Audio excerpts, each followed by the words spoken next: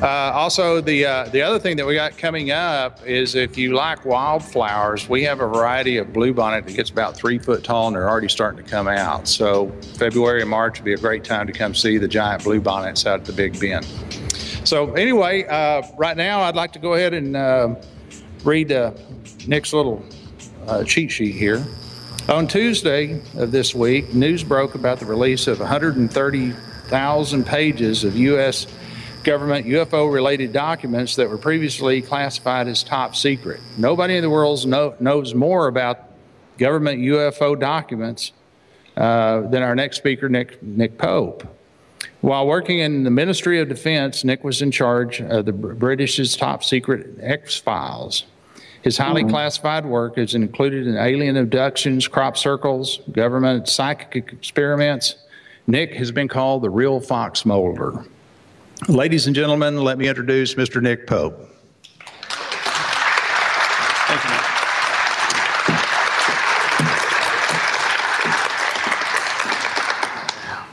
Well, thank you very much indeed for that. I would like to thank, first of all, everyone who has worked so hard to organize and indeed support this conference. So thank you to Noe, to Ruben, Brad, Donna, the Del Rio Chamber of Commerce, staff here at the Paul Pogue Theatre, and absolutely anyone else who I've forgotten to thank. But I know there's a huge amount of work that goes into this, so thanks everyone.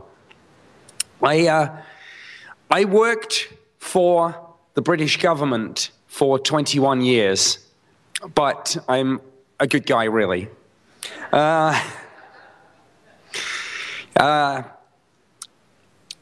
As Brad said in the introduction, okay, if anyone else shoots at me, I'm not going to go on. As Brad said in the introduction, this has been quite a week for anyone interested in UFOs. I think we're all too used sometimes to this subject either being ignored by the mainstream media, or when it is picked up, getting kind of ridiculed by the mainstream media. And yet, here's a week where this story has been on ABC, NBC, CNN, Fox, you name it. This story has been right across the mainstream media. And I think what this shows is that there is a kind of mismatch here. People are genuinely interested in this subject, but on occasion, it's kind of like the media hasn't got it.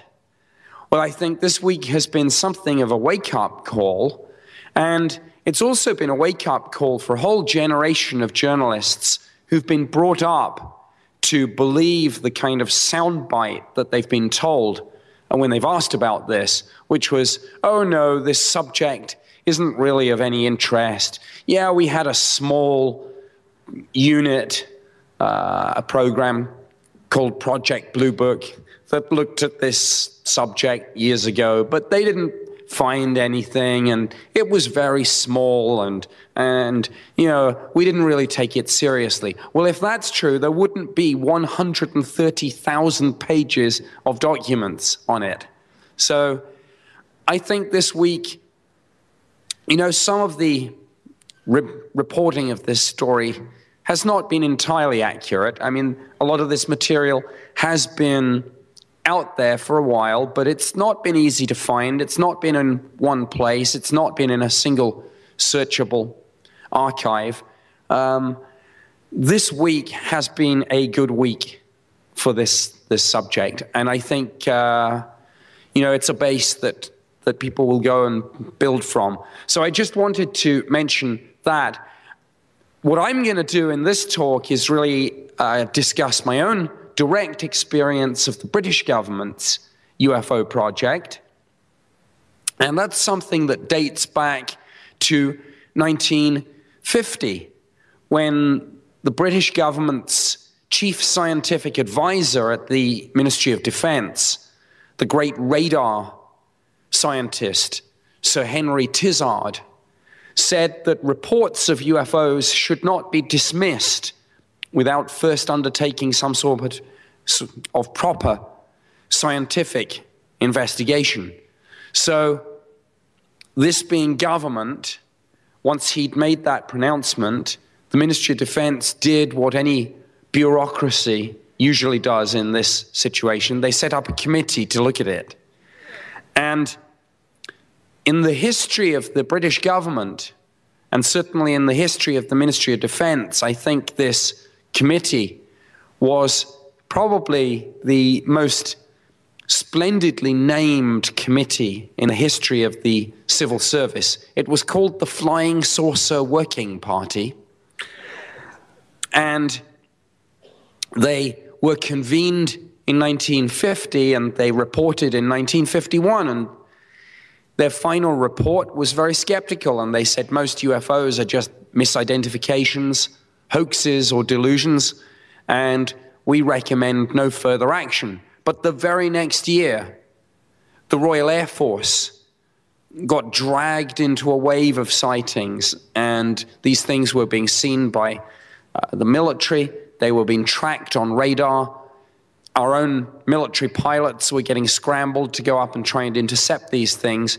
So the Ministry of Defense was dragged reluctantly back into the subject. Now, I joined the Ministry of Defense in 1985, and the policy was that they moved you around every few years. And it so happened that in late 1990 and early 91, I had been seconded into the Air Force Operations Room in the Joint Operations Center. And we were basically a briefing cell in the build-up to the first Gulf War. And I was working to a particular manager there. And he said, "Oh, Nick, I know that you're due for a move. And after this crisis is over, you will be looking for a permanent posting to another part of the department. But I've liked the work that you've done here, and I have a job to offer you. Will you come and work for me?" And I said, "Sure, what's the job?" And he said, "It's UFOs." And I kind of did a double take, and I thought he had said, I don't know, I thought, what, ultra-high frequency? Is this some sort of technical radar job or something? He said, no, UFOs, flying saucers,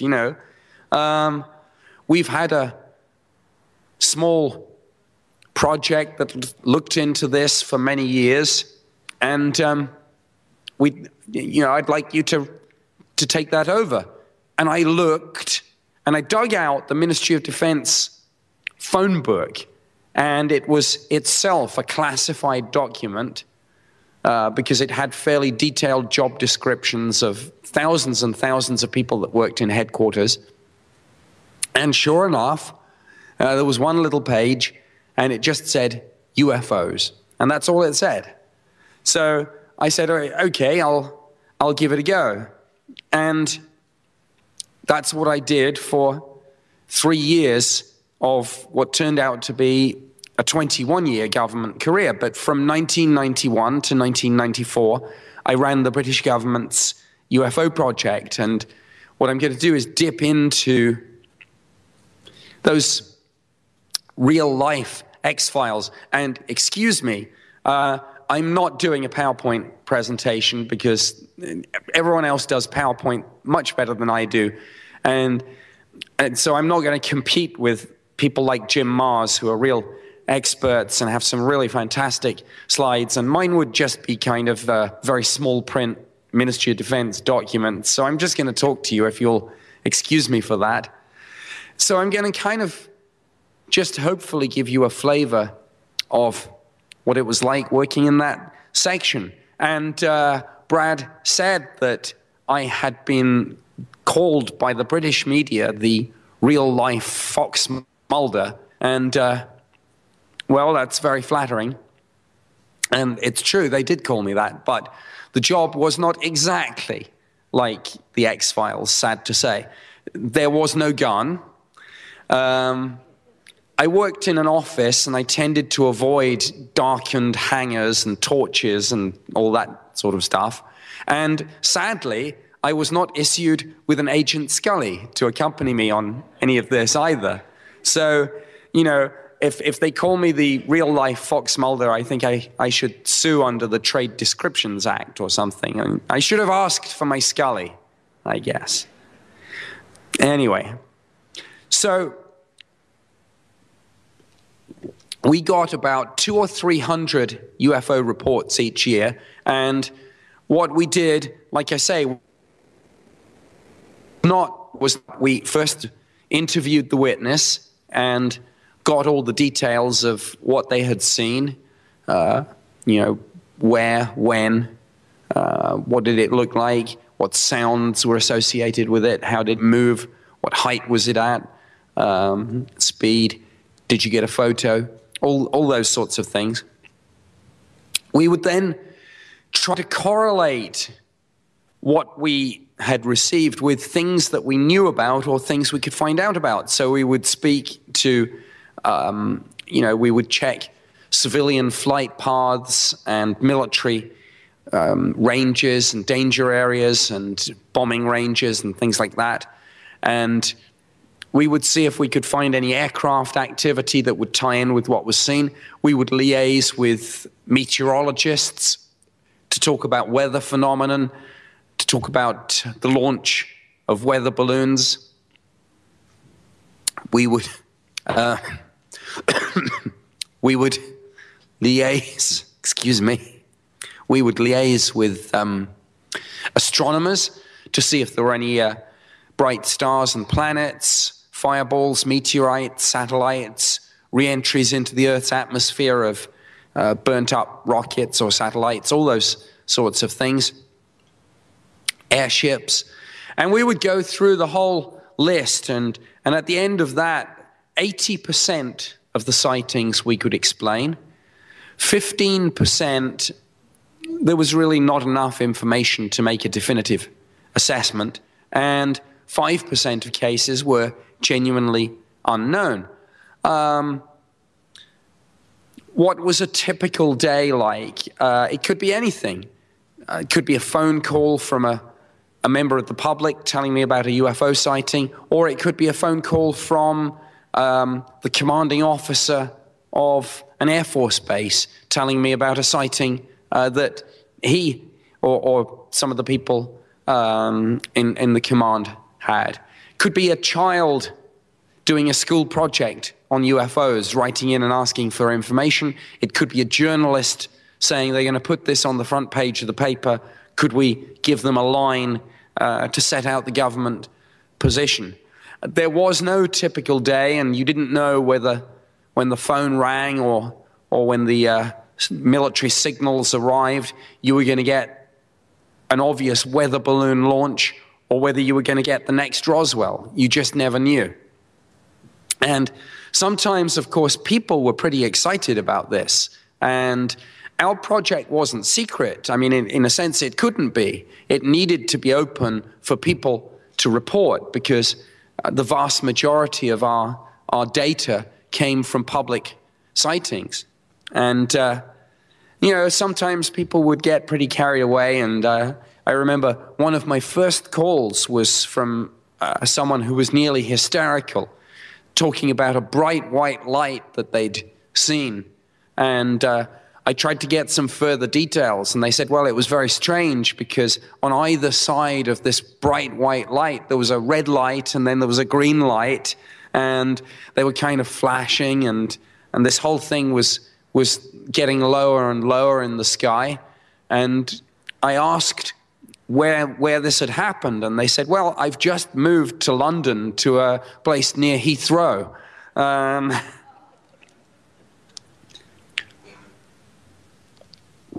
On another occasion, I received a call from somebody who was actually on their lunch break, or rather they were looking out during their lunch break from an office building, and they were looking into one of the London parks. And they said they had seen a strange diamond-shaped object which seemed to be hovering maybe about 100 feet above the ground. And he said, it's really strange. And then he became more and more agitated as he was telling me this story, and his voice got more frantic, and he said, I think it's descending. He said, it's coming down. He said, there are, people are pointing, and then his voice kind of stopped, and he said, well, I don't think it's a kite or anything. I mean, it couldn't be something like that. No. And then he said, it's coming down again. And he said, it's down on the ground. People are gathering round. And then he said, oh, they're putting it back in its box. It was a kite. Sorry. So, we had some kind of crazy people. But then one day, I got into work and the phone rang, and it was a police officer telling me about a sighting that he'd had of a large triangular-shaped craft. He said this thing was just, really slow and silent, huge, the size of a jet plane, but really, really slow, and with 3 lights in each corner of the triangle and maybe a dimmer light on the center. Imagine a flat triangle, like a slice of pizza or something. He said, this is what this thing looked like. And so I thought that sounded like an interesting sighting, and particularly as the witness was a police officer, I thought that was potentially an impressive case. I put the phone down. The phone rang again, and it was another police officer. At first, I thought it was the same guy, telling me something he'd forgotten, but it turned out to be another police officer, but in a similar part of the country. And he said he was on night patrol, and he saw this same thing. And throughout the course of the day, more and more reports came in, many of them from police, some from military personnel, and some from the public. And it was clear that we had a major wave of sightings on our hands. And one of the reports came from an Air Force base called Cosford in the Midlands in the UK. And a patrol of Air Force police saw a UFO pass directly over the base. And they kind of made an official report. As they were investigating that, they were aware from the local civil police that something really strange was going on in the surrounding countryside. People were reporting UFOs. One family of 4 were so intrigued by this that they leapt into their car and chased this thing for several miles as it passed low over the rooftops. Sadly, of course, before the days when just everyone, had a cell phone that might have gotten photos or videos of this, but these people chased this thing. They said they thought it was so low that it had landed in a field. When they pulled up the car and leapt out, expecting to see a landed spacecraft, the size of a football field, there was absolutely nothing there. And the guy said to me, where did it go? How could something that big, that low, look as if it was going to come down in the field? I was just seconds behind, and when I got there was nothing to be seen. From another part of the country that same night came a similar story, but this time from a retired couple who were out walking, and they were passing a farmer's field, and they had seen the UFO hovering over the farmer's field. Again, same description, huge triangular-shaped craft, silent, just hanging there menacingly in the sky.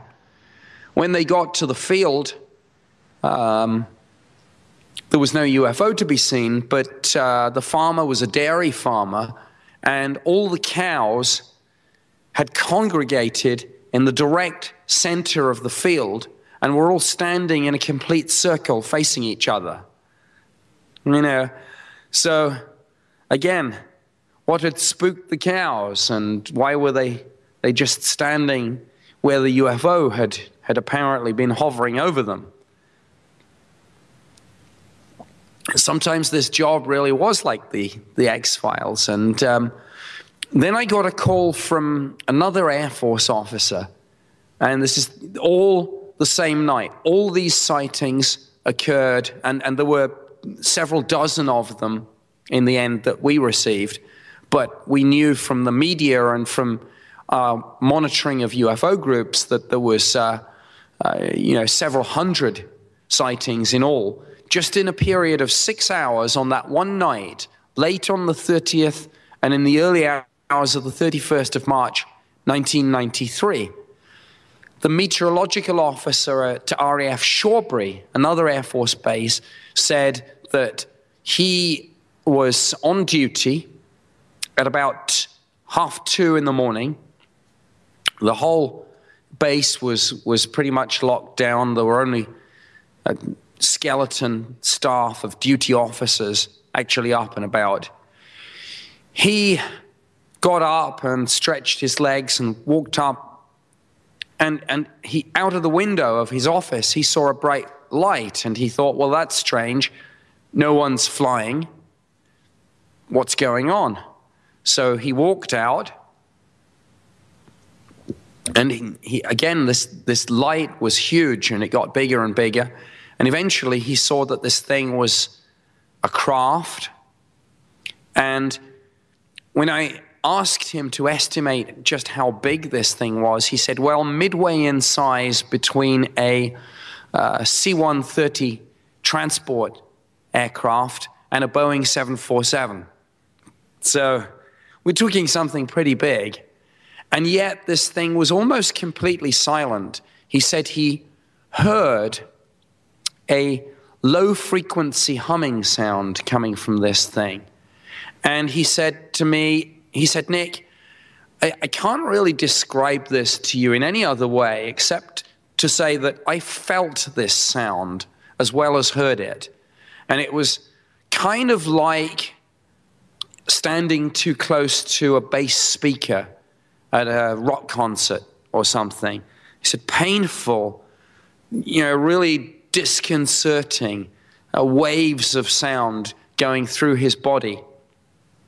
And he said this thing was maybe 200 feet above the ground and traveling really slowly, maybe 40 or 50 miles an hour.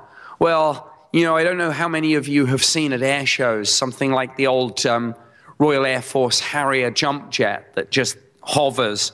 The immense amount of power and noise to keep an aircraft like that hanging in the air. And yet, apart from this low-frequency humming sound, there was nothing. And this thing was going really slow. Like I say, 40, 50 miles an hour is what he reported. And then suddenly, he said, from that slow speed, the thing just shot away to the horizon in an instant. And I asked him to estimate the speed, and he said, I can't. He said, I see military helicopters, fast jets, ground attack, air-to-air fighters. He said, I see those sorts of things every day. He said, I've served 8 years in the Air Force, and I've never seen anything like that before in my life. Years later, I found out more and more. Many other people had seen this thing and hadn't reported it because of the fear of ridicule. One of them was a military cadet who actually went on to join the army. He was about 15 at the time, and he was coming back from military cadets. He said when he heard a very faint noise, he said, at first he thought it was a motorcycle in the distance, and he looked around and couldn't see anything. And then he kind of just did this double take, and he looked up, and he said, one by one, he said it was like the stars were going out. And he thought, well, that's really strange, until he realized that the stars weren't going out, but there was something hanging really low in the sky, so huge that one by one it caused the stars to blank out from his perspective. And again, he was just looking up in awe at this thing. And I had another person who said, you know, at one point he said, this thing got so low that I felt, with hindsight, if I'd have picked up a rock, I might have come pretty close to hitting this thing. And, you know, the reports like that kept on coming. And when you kind of, and by the way, the Ministry of Defense's official line on UFOs, which I dutifully had to give out to the public and the media, was very kind of patronizing downplaying of this subject. And we used to say to people, we examine these reports. We didn't even like to say investigate. We examine these reports briefly to see if there's evidence of any threat to the defense of the UK, but to date, no incident reported to the Ministry of Defense has judged to have been of any defense significance. And then we went on to explain that to the inexperienced observer, ordinary objects can sometimes, when viewed from unusual angles, appear a little disconcerting, and that most of these things were probably little more than misidentifications of aircraft lights and weather balloons. I think if I had tried to explain to that Air Force officer, you know, that he'd probably just misidentified the lights on an aircraft, he might have punched me. Needless to say, I did not suggest to him that his sighting was of no defense significance. But it was, you know, we were in a difficult situation. Of course, we ran all the usual checks. On this one, we decided we'd better ask the American government, our great friends and allies, who share freely all information with us Brits.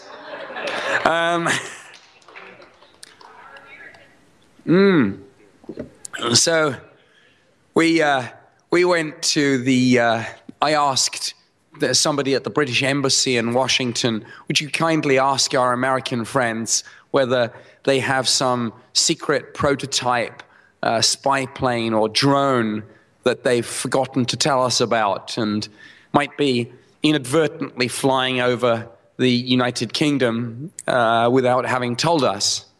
And the Americans came back and said, no, we don't have anything like that. But there was an interesting postscript to the story because, firstly, some people in British intelligence, I know this is going to sound scary, but didn't believe the Americans and were indiscreet enough to write a document which said, well, you know, despite the denials, it wouldn't surprise us if such a spy plane or drone exist somewhere. Maybe you're just asking the wrong people. You know how compartmentalized these things get. So this got back to Donald Rice, who was, I think, then Secretary of the Air Force. And the phrase that I heard about his reaction to this British suggestion was that he was, quote, incandescent with rage, unquote, at the suggestion that he had misled Congress on this. So this is the small story of how the very low-key UFO project in the Ministry of Defense in the UK nearly caused a diplomatic incident between the British and the Americans and nearly undid 100 years plus of peaceful and mutual cooperation and information sharing in the world of defense and security and intelligence. And what was the one thing that we nearly ended up at blows over? UFOs. The other interesting postscript to that story was that the Americans, after having said to us, no, we don't have some huge triangular craft that can hang in the air effortlessly and then accelerate away at Mach 10 or whatever the best estimates turned out to be. We don't have anything like that. But then they paused and they said, but would you mind checking whether maybe the Royal Air Force has something like that? That, we're just kind of interested and we'd just like to know. Well, the reason that was so interesting, of course, is that clearly the assumption was that those sorts of things had been reported over the continental United States. Hence, America asking us Brits, hey, have you got something that's 10 times better and faster than us? And we said we wish we did, but we don't. But why that's doubly interesting, I think, is that, of course, the official line, if any of you ever ask the American government what you do on UFOs, the answer is, we are not interested in the subject. We've been out of the game since 1969 when Project Blue Book was terminated. Well, if that's true, why were they asking us about UFOs in 1993? Oops. So something doesn't quite add up. Sometimes, by the way, we did a few naughty little things, like the best way to get around this sort of thing is, there are several ways. Firstly, you can change the language. I feel a bit guilty because I used to do this sort of stuff, but it's all out in the open now. Everything's forgiven, hopefully. One thing we did was we changed the wording. So people would say to us, could you send us some information on UFOs? And we would send stuff. But we also had something called UAPs, unidentified aerial phenomena. What were UAPs? They were the really interesting UFO sightings, but the ones that we kind of put secret UK eyes only on the files. Pilots sometimes reported these things not as UFOs, because it's the kiss of death to the career, but as, quote, unusual aircraft, or unconventional helicopters, or, if it's a radar operator, uncorrelated targets. So you'll find all these kind of code phrases for UFOs. It's almost like don't ask, don't tell or something, but with aliens. And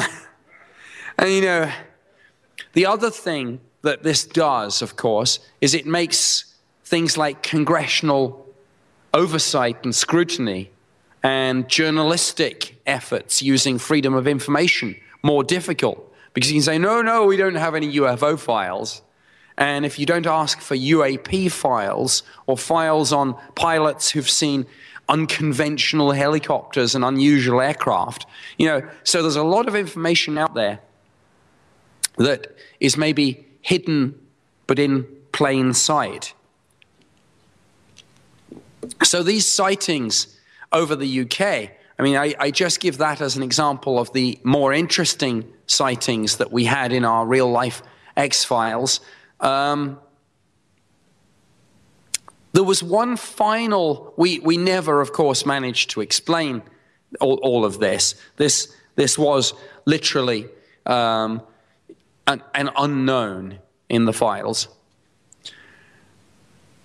Before I closed the case, there was something in the back of my mind, and I thought, I've missed something here. Something was bothering me. And then I realized what it was. It was the date of these sightings itself. late on the 30th and in the early hours of 31st of March, 1993.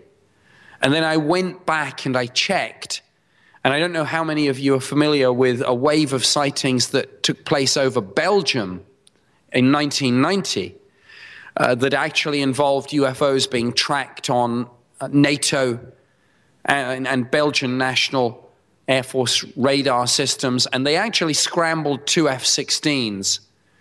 And the pilots then got a lock-on, or in fact several lock-ons, with their airborne radars. And a game of cat and mouse played itself out in the skies over Belgium. And when I double-checked the date in 1990 that this had taken place, sure enough, it was the exact same night of the year, late on the 30th and in the early hours of the 31st of March.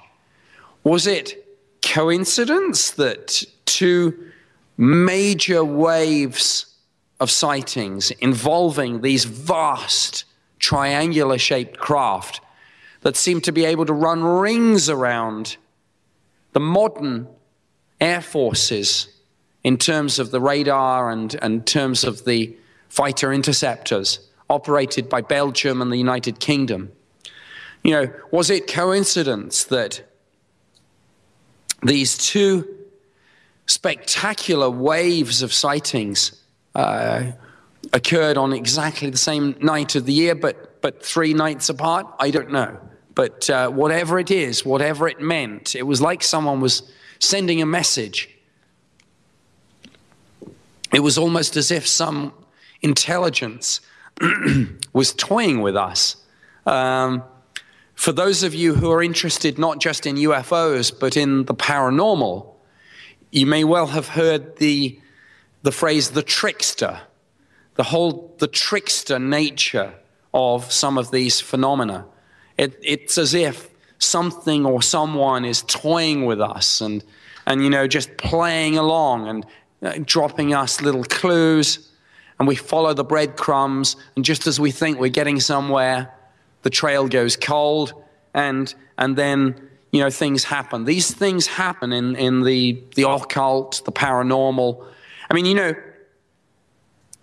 I'm getting off topic, but there's a debate to be had about where UFOs fits in all of this.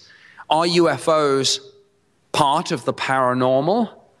Well, some people say yes, others say no. I mean, those people that take a literal nuts and bolts interpretation of the UFO phenomenon, that it's maybe extraterrestrials coming from A to B, well, those people say, what's paranormal about that? You know, we've sent spacecraft, you know, to the moon and to Mars. It's not paranormal. It's very impressive.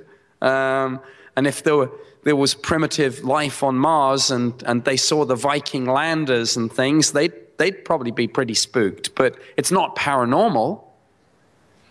But one particular UFO researcher in the UK always got very annoyed at UFO books being put in the paranormal and New Age section in bookstores. And I said, well, where would you put them? And he said, transport.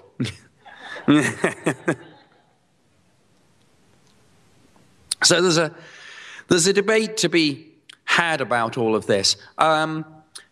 Just picking out some more cases at random. One of the particular sorts of cases that, of course, gave us particular cause for concern was the near misses between UFOs and commercial aircraft, and indeed military aircraft. And although we tried not to ever be too dismissive about public sightings, when the witnesses were police officers, pilots, and military personnel, we probably put a little bit more resources into the investigation, because we felt that these people, particularly the pilots, were better witnesses because they were better used to seeing meteorological and astronomical phenomena and had a better idea and were less likely to misidentify something that maybe the average member of the public wouldn't see that often. So, you know, we had several such cases in our files. We had one case from a pilot who said, we were flying along and a UFO came very close, almost directly head on. I had time to shout to my, you know, my first officer and the one of the stewardesses who were in the cockpit, look out, look out. And everyone braced themselves for collision, but the UFO rapidly passed down one side of the airplane and obviously didn't hit.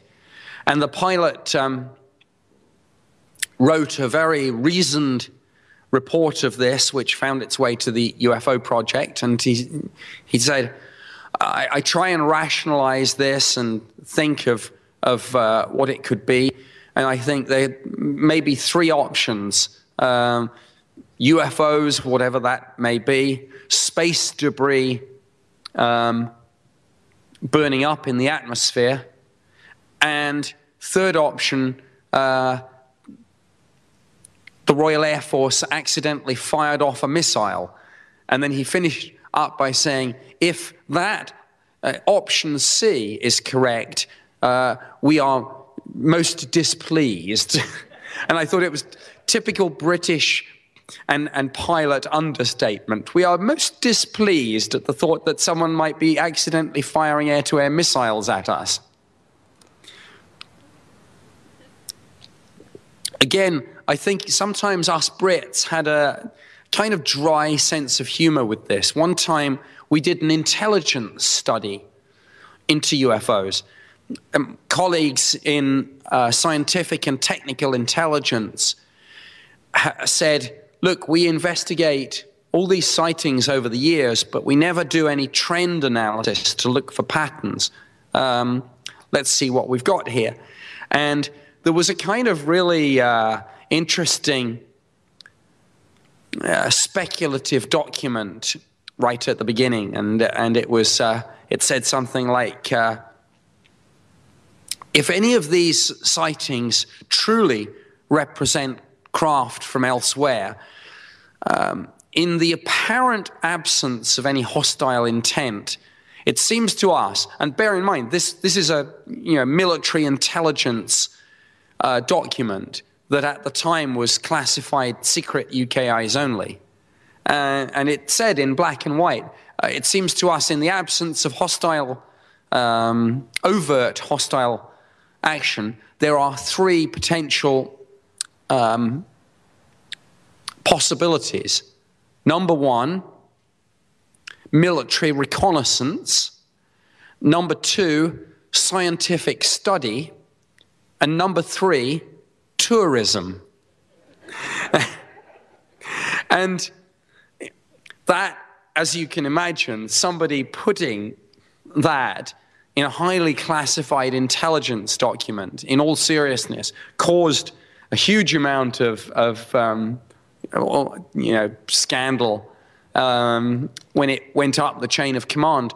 But actually, it turns out that the answer was quite a good one, because I've been to a couple of Royal Society discussion meetings about this, and one thing that is we can make very few assumptions about UFOs, what they are, what they want, but one assumption that we can make with a degree of confidence, high degree of confidence, is that if intelligent extraterrestrials visit the Earth, their technology is orders of magnitude above and beyond our own, because thus far we've sent people, to the moon and unmanned probes to the edge of the solar system. But given that the nearest star is just over 4 light years away, we have not come anywhere close. So clearly, any civilization that has developed viable interstellar travel does have technology way ahead of our own.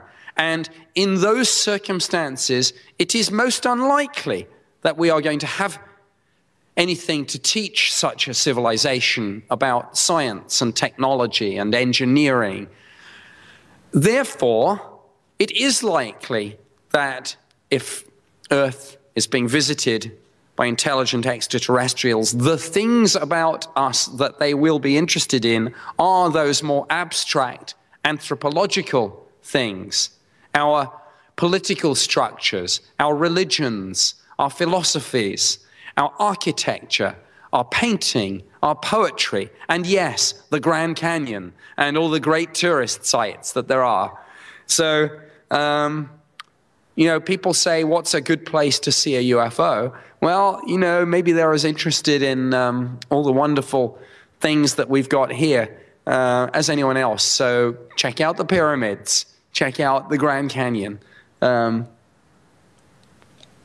So actually, although that line about tourism looked funny, it was actually rooted in some quite serious and logical thinking about what we might be dealing with. A lot of people ask, is there a UFO cover-up? Well, I'm surprised that anyone would think that their governments weren't being truthful with them. How could you think that? Is there a cover-up in the United... I can't speak. I worked for the British government for 21 years. I am now an honored guest in your country. Actually, I emigrated and moved to the States 3 years ago. And I love it here, so thank you for having me. But people ask, is there a cover-up back in the United Kingdom? And to the best of my knowledge, there is not a cover-up of a spaceship in a hangar smoking gun. If they have such a thing, they didn't tell me. Now, maybe that's quite logical that they wouldn't tell me. But I was on the UFO project, and I think I should have had a right to know. But I had a reasonably high security clearance, too. You know, one of those, I could tell you, but I'm going to have to kill you kind of ones. There may not be a cover-up, but since I left, there have been some disturbing, you know, hints, perhaps, that not all the information came out. A few years ago, Britain finally got its Freedom of Information Act. We were many years behind you, actually. Ours came fully into force, actually only in January 2005. And when all government departments reviewed what people were asking about, the Ministry of Defense was expecting that they were going to get a lot of questions from journalists and from the public about Iraq, as you call it over here. Potato, potato. And Afghanistan. But when they started drawing up the tables, it turned out, what do you think the #1 subject that people asked the Ministry of Defense about under the Freedom of Information Act was? UFOs is correct. It's the right answer. And so many people were asking and so much work was being generated that they decided that they would have to declassify and release these files. And they released this material, and for many years, of course, they had said, we glance at these reports, we don't really have much on this. Guess how many individual documents on UFOs the Ministry of Defense had? Multiple choice: 60, 600, or 6,000? Who thinks 6,000? Yeah, that would be the. It's actually, I cheated. I didn't give you the fourth option. The real answer is 60,000. So again, not bad for a subject on which the government apparently has hardly any interest. And yet, oh, by the way, here's 60,000 documents that we found on this subject that we have no interest in. Oh, and by the way, some of them have secret UK eyes only classifications, but yeah, it's probably just because it's a really, really highly classified aircraft light. A former chief of the defense staff took an interest in this, and he he had heard about a case where hundreds of Navy personnel in a big NATO exercise had encountered a UFO, whilst on the British warship HMS Manchester. And apparently this thing had been tracked on radar. It had been seen by Navy personnel on British ships, on Norwegian ships. And the former chief of the defense staff, a 5-star military officer, this is the equivalent of the chairman of the Joint Chiefs.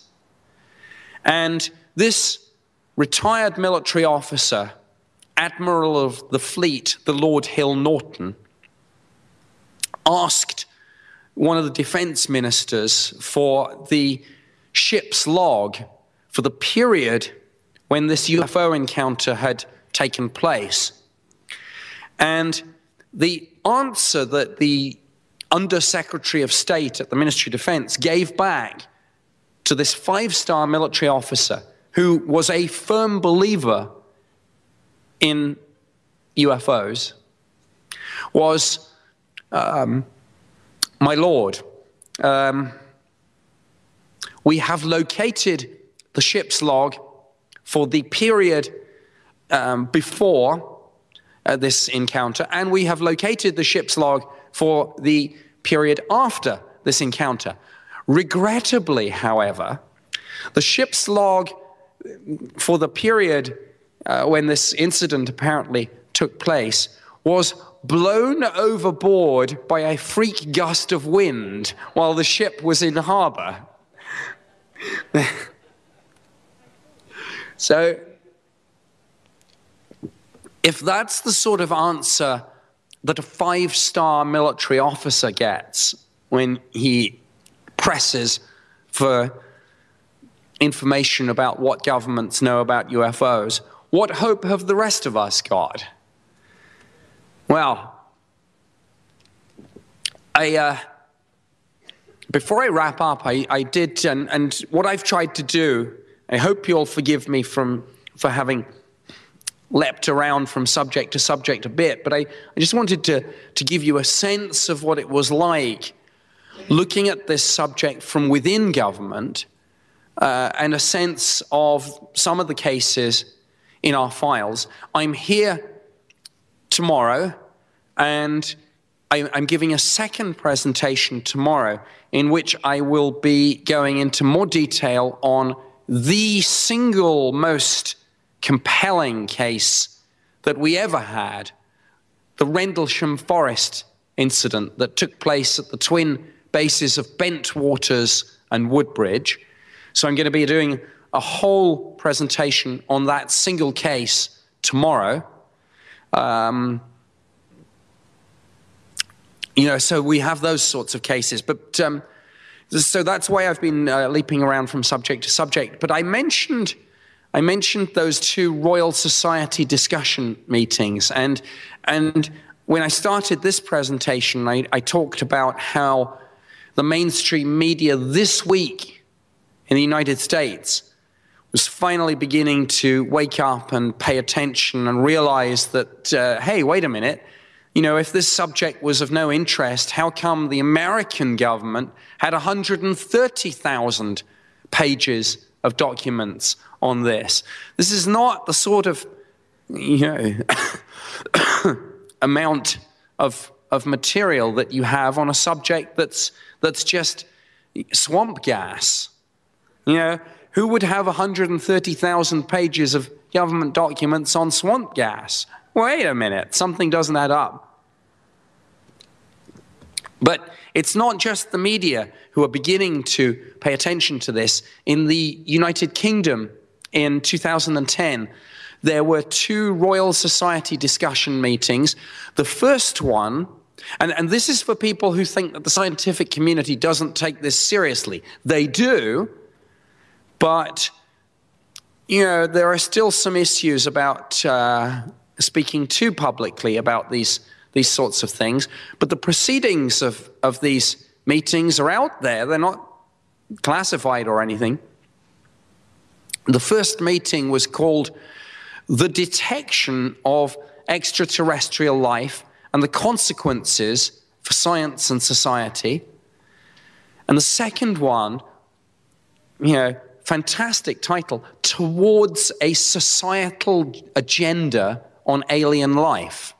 This is a scientific meeting. The Royal Society celebrated its 300th anniversary recently.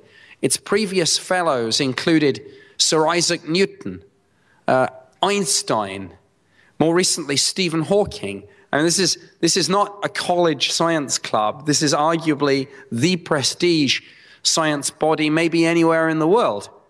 And yet they're sitting down discussing things like, what would be the impact on world religions if any of this turned out to be true? Oh, great. I don't have time to go into this, but the answer to that question, apparently, is that it would not shatter people's religious faith. It would actually strengthen it, because when people actually went out and discussed this with religious people, what they said was, well, if we find out it's not just us, doesn't it make the glory of God's creation look even bigger and more magnificent than we previously were aware? So far from, you hear these phrases like there's going to be panic in the streets, it's going to shatter people's faith. And actually, when you test these assumptions, it's not true. If it was on the front page of the paper tomorrow, government admits UFOs are alien, there's not going to be panic in the streets. There's going to be a whole bunch of people saying, told you so. They've been lying to us for years.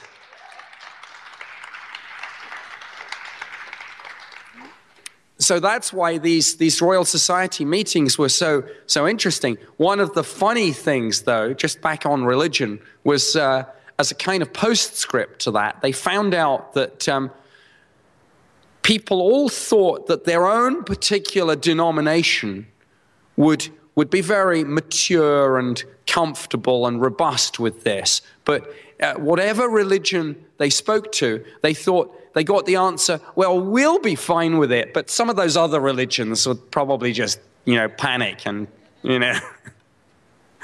So Catholics thought that they could handle it, but the Protestants would freak out. Baptists thought that they would be very welcoming, but maybe the Catholics would panic.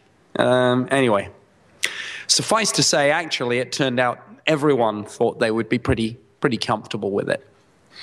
A former chief historian of NASA gave an extraordinary presentation in which he said that if we encounter extraterrestrials, he said we're probably largely in what he called the post-biological universe. And then he said, when we encounter other life, he said, we will probably find that what we first interact with will be immortal thinking machines. And I had to kind of say to myself, wait a minute, post-biological universe, immortal thinking machines. And I had to kind of remind myself that I was not at a sci-fi convention, but a really highbrow scientific symposium. So if anyone in the audience thinks that people regard them as being somewhat quirky for being interested in UFOs, you're not quirky at all. Some of the finest minds on the planet are interested in this, and quite rightly too. I don't stand here and pretend to have all the answers, but my goodness, I've got some questions. And for anyone that says that UFOs are just a waste of time and that people that see them are crazy and people that are interested in them are crazy, I would say this: what question could be bigger and more profound than, are we alone or not in the cosmos? And if we're not, are we being visited? And how, in a sense, small-minded it would be to say that those questions weren't interesting. I think they're the biggest and most profound questions we can ask ourselves. And long may people like you carry on asking those questions and carry on fighting to bring out the truth. Either those of you who've had sightings to say to the media, you know, this isn't just a silly story to be kind of put away on the back page. These things are seen by police officers and military personnel and pilots. These things are tracked on radar. These things do perform speeds and maneuvers that we can't hope to match. And that's not even disputed anymore. You can read it in these files that were released this week. You can read it in the British government's UFO files, now declassified and available at the National Archives in the UK. So in closing, I would say, you know, UFOs are interesting. They are important. There is one slight kind of word of warning, though. If the day does come when it's announced that we've discovered extraterrestrial life and we're not alone and everything is revealed, if you ask yourselves the question, wow, that's fantastic, does any of this mean I don't have to go to work anymore? Sadly, the answer is, yeah, you do have to go to work, because life will go on.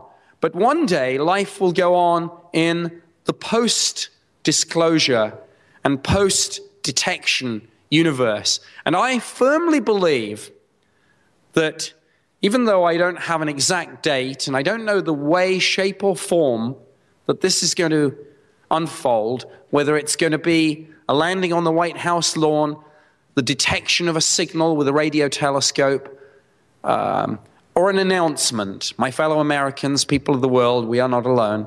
That would have been great for the State of Union. I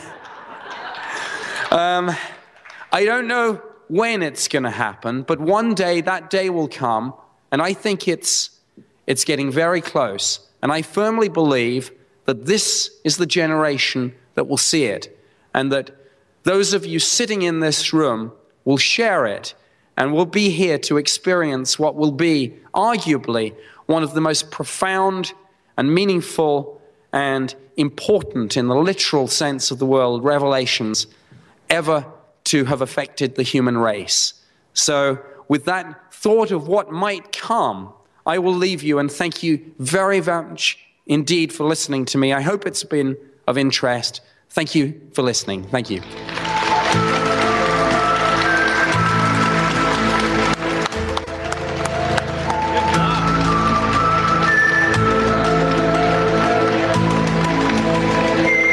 Okay, Nick, we're going to have to wipe you now.